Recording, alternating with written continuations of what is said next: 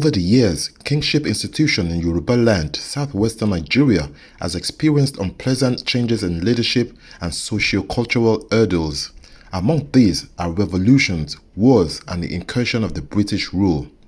Between the 14th and 19th centuries, these monarchs dealt with the Portuguese and British, trading in slaves, palm oil, groundnuts, and led their people to war. One by one, these kingdoms were crushed by the British as the different nations that make up present-day Nigeria were brought together to be ruled as a single territory from 1914. Hello viewers, and welcome back to Golka TV. If you're new to the channel, can you please subscribe, and also don't forget to turn on your notification bell so every time we publish a new video, you'll be the first to get notification. Don't forget to also like, share, and comment in the comment section below. On Golka TV, we publish a lot of interesting videos related to African culture, history, arts, and tradition, so you want to be a part of us.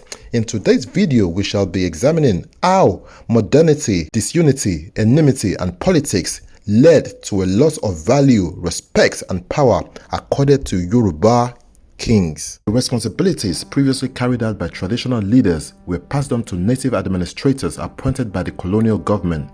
With the loss of political authority in recent times, Yoruba kings have been struggling for relevance in the scheme of things. The struggle for relevance earned them symbolic or nominal authority, because it is believed by some people that the glorious pre-colonial status of the traditional rulers should be scrapped, since they are old-fashioned, reactionary, and anachronistic. In essence, the nominal authority has made them ceremonial rulers, not leaders of their communities.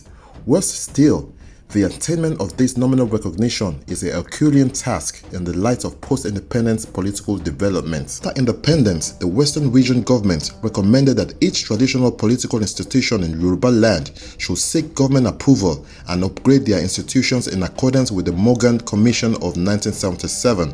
In other words, any Yoruba kingdom that could trace its link with Oduduwa in Ile-Ife, the cradle of Yoruba civilization, should be given the staff of office, or Opashe.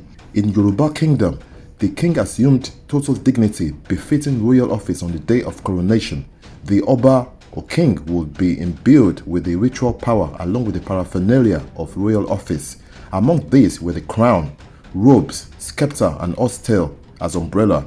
The crown is the most significant of the royal insignia. It stipulates the sacred royal power of the king.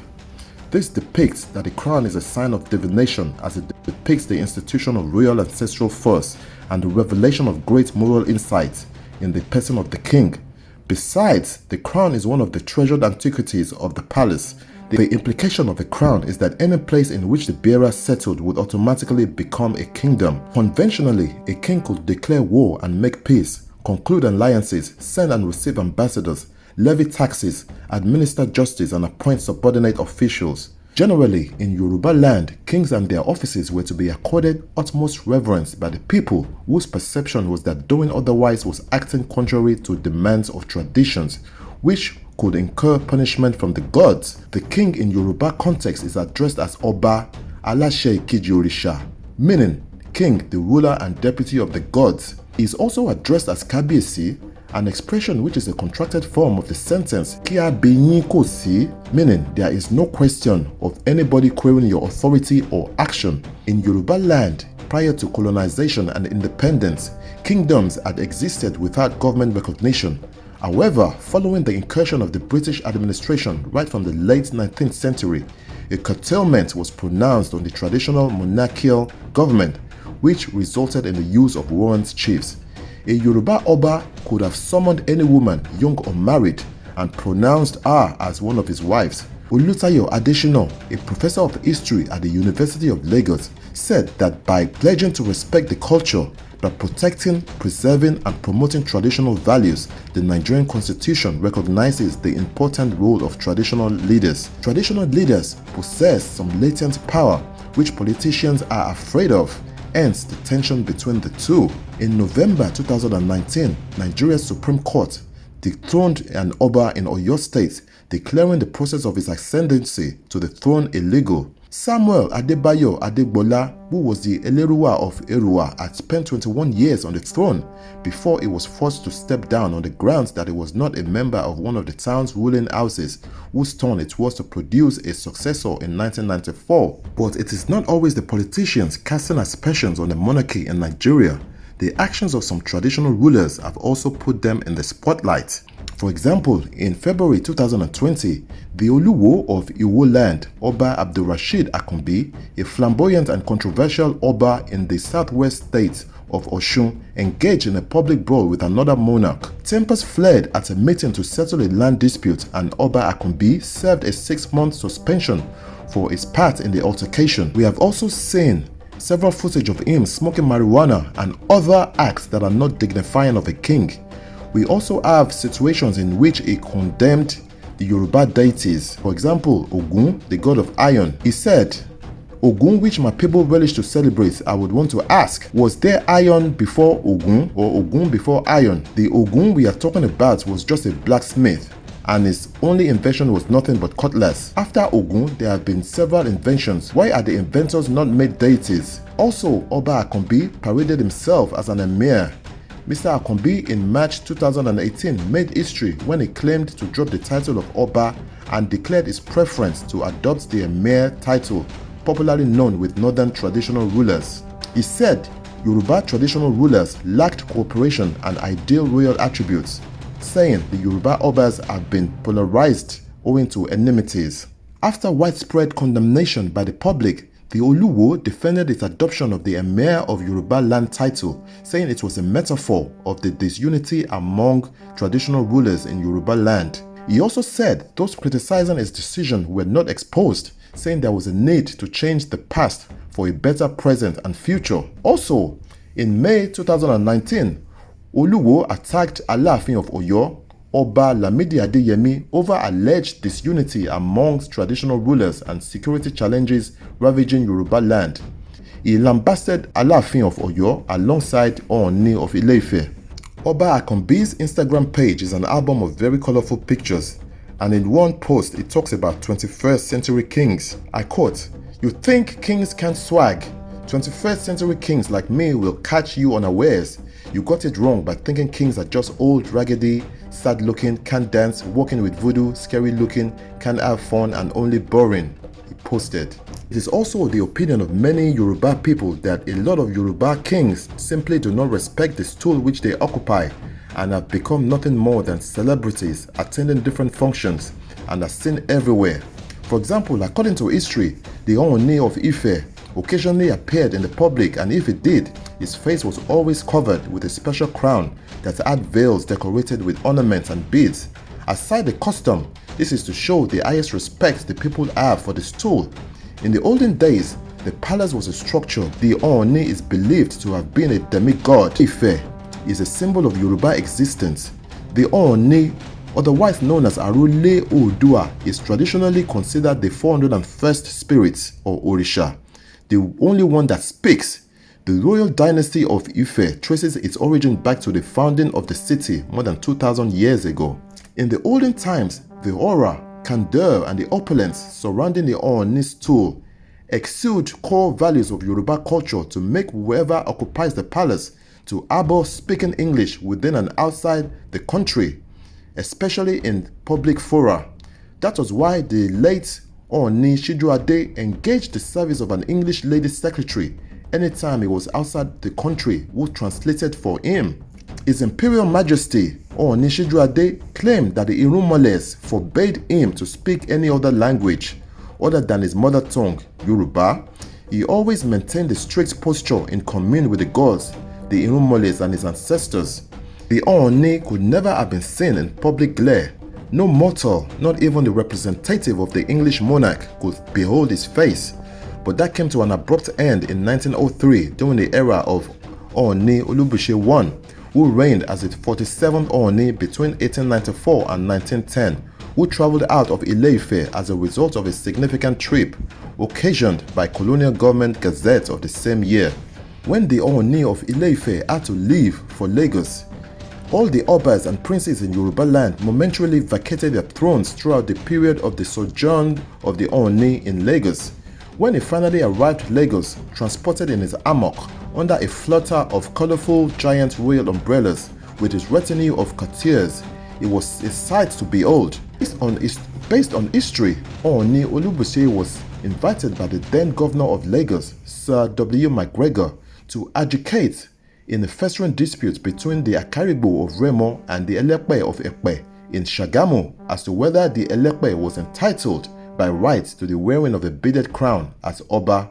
While a lot of people feel that Yoruba Obas need to embrace modernity since after all we are in the 21st century, it is also believed that they should uphold and maintain the sacred institutions and traditions of the office they hold without bastardizing and becoming political agents. You can also see what has happened to a few Obas in recent times. For example, the Oba of Lagos Palace, which is a very sacred palace, was recently vandalized and sacred objects were taken away, like the sacred Okpashe, which was offered for sale on several sites on the internet. The Okpashe was said to have been returned only to show up with another Lagos chief. Cracks are appearing in the integrity of the system of traditional rulership.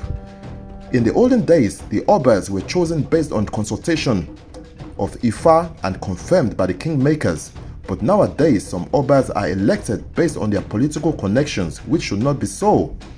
Another issue that has been widely discussed has been the conduct of some Yoruba Obas in the public domain. For example, in 2017, a video footage showed a traditional leader, the Oba of Lagos, seemingly snubbing the Yoruba King of Kings, the Ooni of Ife, at a public event, which shocked many Nigerians. At the event, the Oba of Lagos, Oba Rewon Akiolu, refused to properly greet the Ooni of Ife, Oba Adeyeye Ogunwusi. As the Ooni leaned over to greet the Oba by shaking his hand, what he got instead was a dismissive wave and what looked like a scowl of disdain. It's quite unheard of for traditional leaders to rebuff each other in public, and for a lesser leader like the Oba of Lagos to have rebuffed the Ooni of Ile-Ife, the spiritual head of all Yoruba people, is an even graver offense. After all, various interpretations by historians and scholars on the origins of Yoruba people has made us realize that the Ooni of Ile-Ife is widely acknowledged as the overall leader and is known as the King of Kings in Yoruba land. There has also been the issue of leadership tussles and supremacy battles among some of the most revered and highest ranking Obas in, for example, between the Ooni and the Alaafin. In the past, the Olugbo of Ugbo in Ondo State, Oba Frederick Obateru Akinruntan, has also said Ile-Ife in Osun State, which is the cradle of Yoruba people, belongs to his fathers who had settled there long before Oduduwa and his entourage came to settle in the ancient town. Oba Akinruntan has publicly stated several times that he is superior to the Ooni of Ile-Ife. Although Oba Akinruntan has been widely condemned by a lot of Yoruba people and other monarchs for his wild claims. Also, in recent times, the Alaafin of Oyo, Oba Lamidi Adeyemi, was widely and publicly criticized over the installation of the popular Fuji musician Wasiu Ayinde as the Mayegun of Yoruba land, allegedly with an instruction that he should not prostrate for some categories of traditional rulers. The musician was installed in the palace of the Alaafin of Oyo, even as prominent Obas from the southwest zone conspicuously stayed away from the event. Reacting to the installation, a traditional title holder, Ewelu Mabel Tinuade, said it was wrong for the Alaafin to have made Ayinde the Mayegun of Yoruba land, noting that the Alaafin's suzerainty does not extend beyond his Oyo domain. Ewelu Mabel, who is the Erelu Oodua of Aye Kingdom, Ondo State, and Irawo Oni Oodua of Yoruba land, said it was wrong for the Alaafin to superimpose an Oyo chief on the Yoruba nation. She said Oba Adeyemi got it wrong if he actually made the statement credited to him, adding that one day he will appoint a Hausa or Igbo to be the leader of the Yoruba. Ewelu Mabel further said it was a misnomer to ask a Mayegun with no historical, traditional, or cultural relevance to equal himself to or compare himself with any beaded crown Oba, no matter how small his domain is. In my entire life, I have never heard of any kings as Alaafin of Yoruba land, she said. Oba Lamidi Olayiwola Adeyemi, when did you become Aláàfin of Yoruba land? What is uniting and dividing us in Yoruba land? I have answers to this. It's supremacy, hate, jealousy, to mention a few. She further said, Yoruba land belongs to all Omo Kaaro Ojiire. The Obas are just caretakers. If you do it well, the history shall not perish. But if you do it in the other way round, your name shall remain in the history book.